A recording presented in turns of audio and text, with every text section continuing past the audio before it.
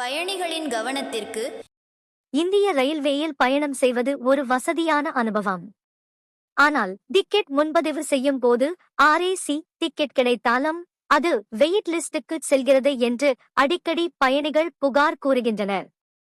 தொழில்நுட்ப காரணங்களால் இந்த சிக்கல் ஏற்படுகிறது. ரயில்வேயும் தனது தவறை ஏற்றுக்கொண்டுள்ளது. ரயில்வேயில் 7 வகையான காத்திருப்பு டிக்கெட்டுகள் உள்ளன. GNWL, RLWL, BQWL, DQWL, RSWL, RAC. இதில் RAC என்பது ரத்துக்கு செய்யப்பட்ட டிக்கெட்டை நிரப்புவதற்கான ஒதுக்கீடு ஆகும். RAC டிக்கெட் வைத்திருக்கும் பயணி ரயிலில் பயணிக்க அனுமதிக்கப்படுகின்றனர். ஆனால் முழு பர்த் வழங்கப்படுவதில்லை. இன்னொருவருடன் தனது இருக்கையை பகிர்ந்து கொண்டு ஒரு பெர்த்தில் அமரலாம்.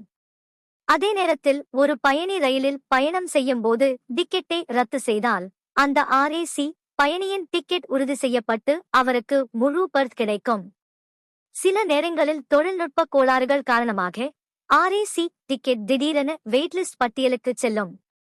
முக்கியமாக சாஃப்ட்வேர் அப்டேட், சர்வர் சிக்கல்கள் போன்ற தொழில்நுட்ப குறைபாடுகள் காரணமாக இந்த சிக்கல் ஏற்படுகிறது.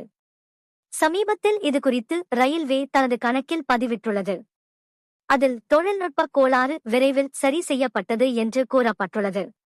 பயணிகள் இதுபோன்ற தேவையற்ற அசௌகரியங்களுக்கு ஆளாகாத வகையில் தொழில்நுட்ப குழுவினர் பணியாற்றி வருகின்றனர் எனவும் ரயில்வே தெரிவித்துள்ளது.